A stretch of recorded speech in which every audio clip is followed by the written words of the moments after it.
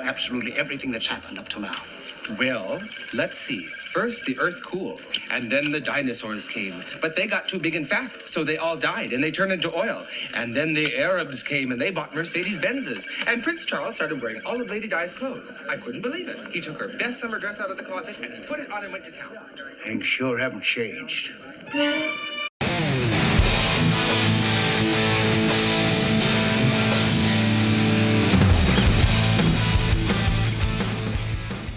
All right. Well, welcome to the NerdBrand Podcast, everybody. That intro was from Airplane 1, not 2. The video was not named right, but we hope you enjoyed that clip because the purpose of that is to help you figure out, we hope, to see how services that digital agencies provide and typically in what order or what fashion they go in.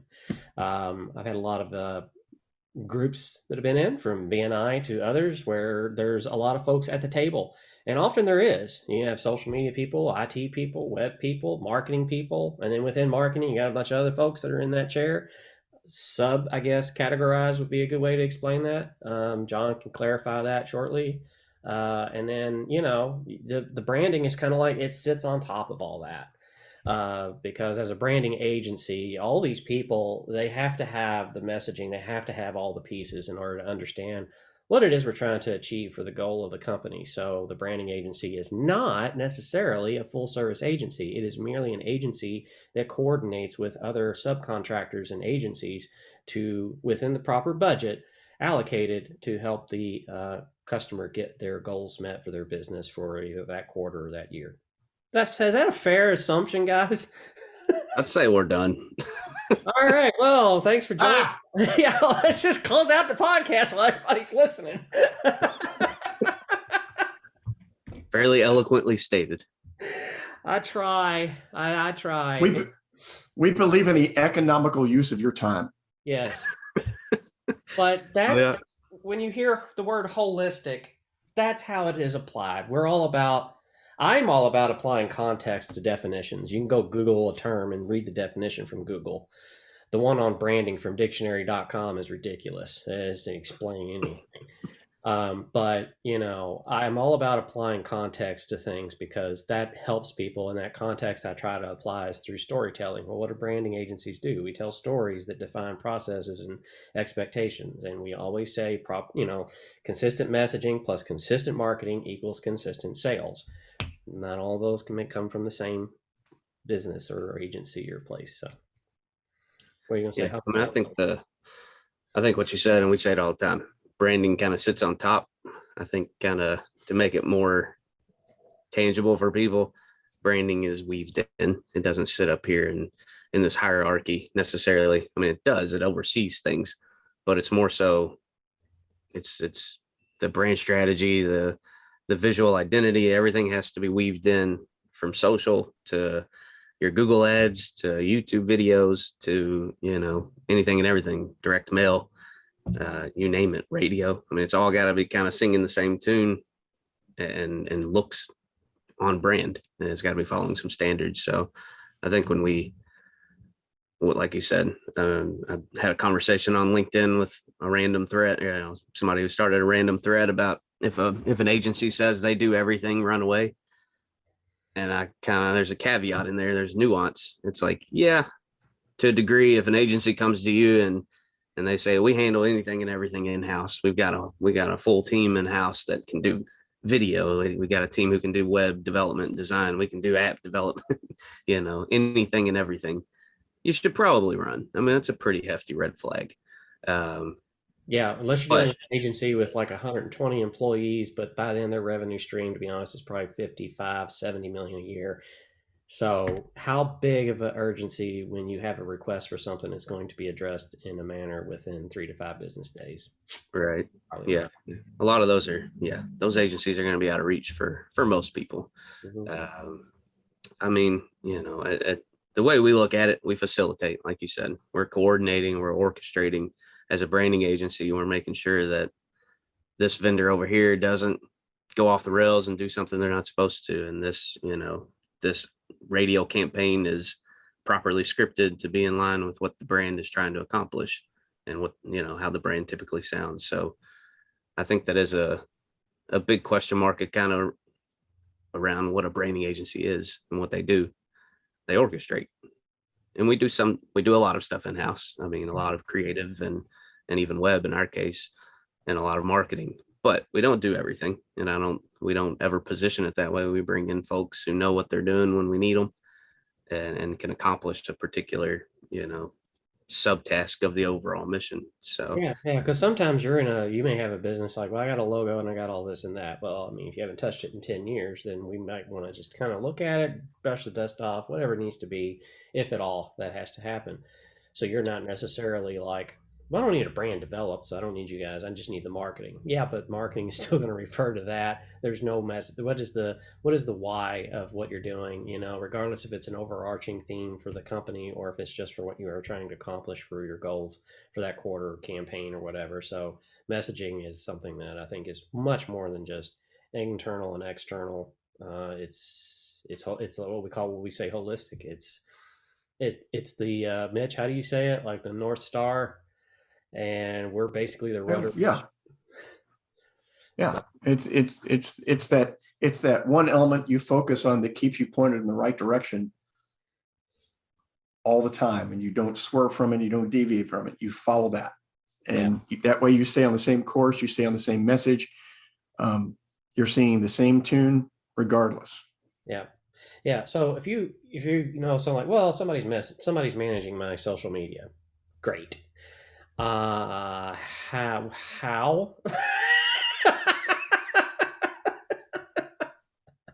What's it doing?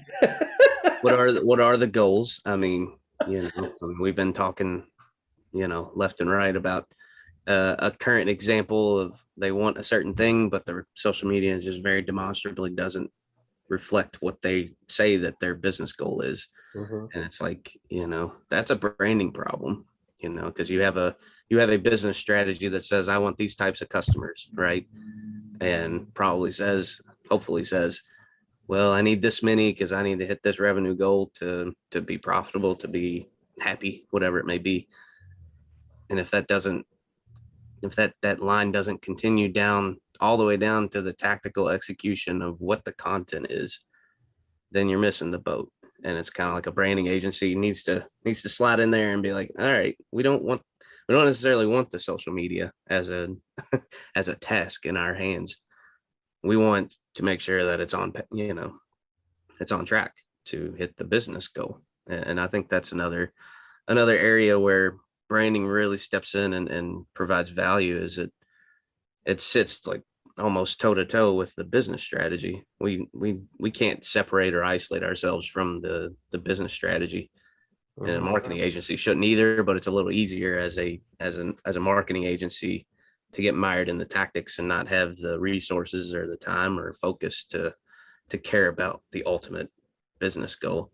But a branding agency, because they're defining everything below them, has to sit right in line with that business strategy. What are your goals? What's your revenue goal? What's your budget? Can you operationally actually take on your goal? If you onboard 50 new customers, do you actually have the resources to effectively manage those clients and onboard them properly and keep them happy? And so a branding agency is going to care about that, because that's reputation management, which a branding agency definitely cares about. If you come in here and bring in 50 new customers and then, they churn because you didn't have the resources to properly onboard and take care of them, that's a branding problem. Ultimately, you're going to get a bad reputation. So like I think it's a branding agency just sits so closely to the core business goals, much more so than a web design agency is going to, much more so than even a marketing agency is going to. And a branding agency needs to keep those guys in line, so to speak. Yeah, I mean, everybody's got to play the same song, otherwise it's just chaos. It's sort of like if you've ever attended an orchestra concert, at the beginning it's just random chaos, and then the guy comes out and he's like, he taps the podium, and then everybody just stops and then begins to play, and you start to understand the music. That's what we do. I mean, I think that's a good example. I was trying to get to an orchestra example, but we're the maestro. Well, and I mean, if you think about it this way too, I mean, from a branding standpoint, branding is what defines what that sheet music says. Mm-hmm. It makes sure all those notes work well together and that the tempo is correct. Tempo's a good one. I mean, I think I was in a branding agency also kind of handles the throttle. Marketing does too, but a branding agency is kind of, all right, well, we're positioned this way. We need to be positioned this way. Here's the budget. Here's where it's going to go to alter the positioning of the brand. And so they're kind of throttling or altering the tempo of, of the marketing tactics down at the lower end. Yeah. So let's say, I don't know what I'm trying to think of. I'm trying to protect the names of the innocent or the guilty is what I'm trying to do in my noggin right now. Because we do see things and like John said, it's so hitched to the brand, to the business strategy, that it becomes confidential what we're doing, which is why when if I'm asked to pitch NerdBrand for like 30 seconds, I kind of it's not just an easy thing to do. It's just really not for me. Now I'm sure others out there that do branding professionally, they're like, oh, you just do, I'm sure they have it. Feel free to contact us and leave a comment on YouTube. Just look for us on YouTube at NerdBrand Agency or NerdBrand, and you'll find us there, or go to nerdbrandagency.com/podcast. There, I did our plug mid-roll there. Haha. And I mean, the branding piece is the fundamental piece. I mean, there's a million different cliches, but it's like this. It's the hub from which all the other spokes on the wheel are connected. Mm-hmm. It won't function if that is not put in place, if the branding piece is not put in place first, because that determines why you exist, how you speak to the people that you should be talking to. It determines who those people are that you should be talking to. And it formulates that message and that look and that feel and that personality behind your brand, mm-hmm. to assure that you are communicating the right message to the right people at the right time in the right places. So you can't really market or advertise any product or service without having the branding component nailed down first. Yeah. Otherwise, how do you know what you're doing if you're doing any advertising or marketing? How do you know what you're saying is correct? What's the basis you're working from? Yeah. Well, a good example, let me just, again, trying to scrub the name to protect the guilty, innocent, whatever. You could have brand standards made in your company. You've probably done your diligence of that. And you have a decent logo that's not a JPEG or PNG. If it is, please call us. But at the end of the day, you've got all these things and you're like, yeah, I'm good. But if it's been a long time, over the years, you may have contracted, subcontracted, had other agencies come in. Or if maybe you have an internal marketing department that's just got to get stuff done because they know they're under the gun and they're overwhelmed. The deviations from the branding and the message, the proper fonts, so the typefaces, the colors, layout of the content on whether if it's a web page, brochure, billboard, whatever it is, it's all going to start to unravel over time. And your branding agency is kind of there to kind of make sure that doesn't completely unravel and just kind of fall apart. We're there to kind of, tighten up, clean up, and then get it back all, because everything needs to be in sync. Even us, we go through phases of our website may look like this, printed materials, social media looks like that, or sometimes we start at the end and work backwards. But at the end of the day, all the designs, all the message, the tone of the designs and how they're applied and layouts are all, they should all have some sort of linear look, because I've said before, I've been in sales pitches with other places where I've put material down on the table to talk about visual design or graphic design or what have you. And I put another piece of collateral in there, and it's obviously a shade off of the color that it was intended for the brand. And it's very hard to tap dance in sales or accounting to, well, we had that from Vistaprint, and Bob did this one at So and Wets, and Yeah, the customer doesn't care. They're just looking at you going like, you're talking to me about proper branding and standards, and you just threw down like 3 different Consistency. greens. Yeah, it's not consistent. You got 3 different greens in front of me now for a brochure and a business card and a logo. What are you talking about? Right. Yeah. Definitely. I think I look at it too.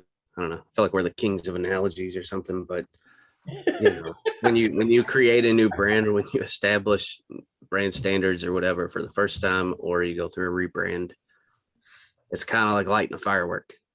Like you light it, it starts shooting off, and it's great.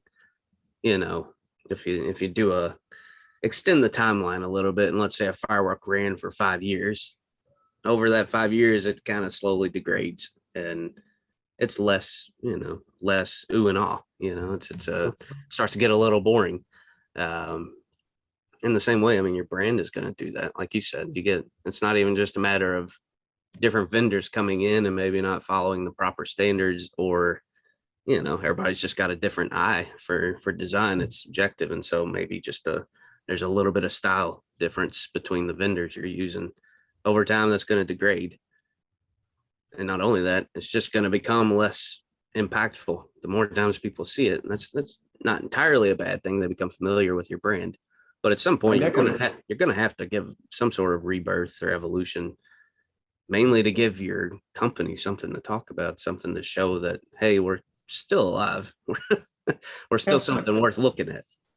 I mean, sometimes a branding refresh sometimes it's not, you don't emphasize the refresh on necessarily the visual. Maybe your message just needs to be tweaked a little bit.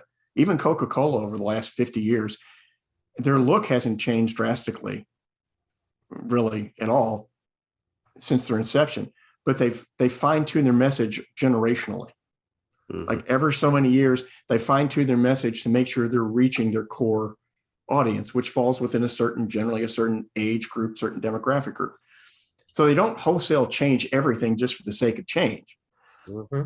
They fine-tune things. And this goes back to another principle, I think, a guiding principle about what makes branding, the fact that it should be first in the process, why that's so much more important. It makes your marketing energy spent so much more efficiently. You're maximizing the power of your message by assuring that you're reaching the right people, the right ears, the right eyes at the right times in the right place. If you do go back and do the work to say, okay, who are we? Why do we exist? Why do we do this thing we do? Okay, who does that matter to? Okay, you've got those things, you've checked those boxes. It's from a military standpoint, if you use a military analogy, we've used this before, Jason. You're much more effective because you're creating cruise missiles that are hitting a defined target rather than just spending all this money and energy on carpet bombing and not. Yeah. You're not, there's a lot of noise and a lot of smoke, but you really haven't done much to reach your primary target. So you've spent a lot of energy and money you didn't need to spend. Yeah. If your branding is established well up front, if you get that nailed down up front, your costs are going to be much more efficiently addressed. And you're going to spend a lot less time and money and energy reaching the right people in the long run. Because you didn't just throw stuff out there just to be making noise and hoping that you're talking to the right person, hoping that you're getting the right response. So that's just another reason why branding should be front and center. Anyway, I want to thank everybody out there for listening. I want to give a plug to a client, Vital Motion. Dana is the owner there. We were at a ribbon cutting recently. We want to congratulate her on what she's doing. She's doing something very, very, very brave, and that is stepping out on her own as a business owner. And it's a gym where you can go and get training from her and her staff. So during this time, obviously everybody got the quarantine 15. So if you want to lose it, go see Dana at Vital Motion. She's locally here in Louisville, Kentucky at Melwood Avenue at Melwood Arts Center. And you'll be able to find the sign. If you just kind of walk down the main aisleway there, you'll see where it's at. And it's Suite 234. But definitely check that out. And, tell her, say, hey, you listen to the NerdBrand podcast. And she'll say, great, pick up a weight. Are you Dr. Seuss? Never.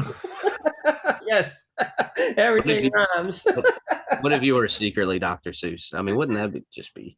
That'd be Well, I would be really, really old, and it would be kind of confusing for everybody to kind of like, how did you write that book way back then? Well, I'm Well, considering how long he's been deceased, you wouldn't look very good.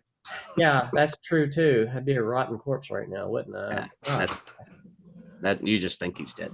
Yeah, this is actually a recording that was made years ago. John and Mitch are live and they're doing it. And I made this recording, and you're seeing this now. I'm no longer here. It's the next Marvel movie.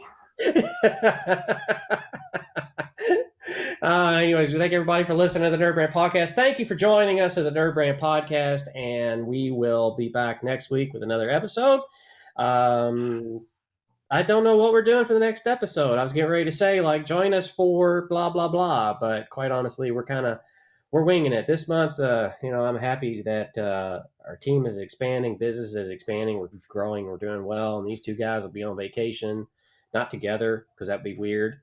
But they'll be on vacation this month. Why would that be weird? Mitch, you don't want to take a vacation? No, I think it'd be fun. Yeah. Well, you don't have to, you don't have to lie to me.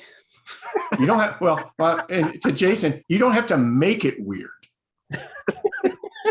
That's Mitch's Don't job. wear the same shirt. Right, exactly. Mitch, take the damn card off your cup. Very nicely done, sir. How did you even do that? Do that again. Hold that up. How did you even? You got tape there? How did you tape it? Nobody noticed. I'm good. I'm that I good. licked the back of it and stuck it on there. That's how I did it. Yeah, our cards are adhesive. If you lick the back of them, and still stick to things. And if anybody out there tries that, you got to let us know, because that's funny. Don't lick our business cards. Send us a video. Yeah. Save us a video of it too. Well, you know what? If you are out there listening and you're local and you're a fan, find a creative way to take the business card or sunglasses. If you've been given NerdBrand sunglasses, take a creative photo with them somewhere. We'll post them. So there you go. Find us at NerdBrandagency.com across all the social medias, and go to YouTube, search for NerdBrand, subscribe to this video and this channel, and help us get that vanity URL. Google's very strict about that. Very, very, very strict. I think I don't get it. Well, it used to be like 100 subscribes. Now it's like 1,000 or something. I'm just like, oh, okay, we got a while to do this. Anyhow, go do that. Click that bell, subscribe, and then tune in next week. And everybody remember out there, keep your nerd brand strong.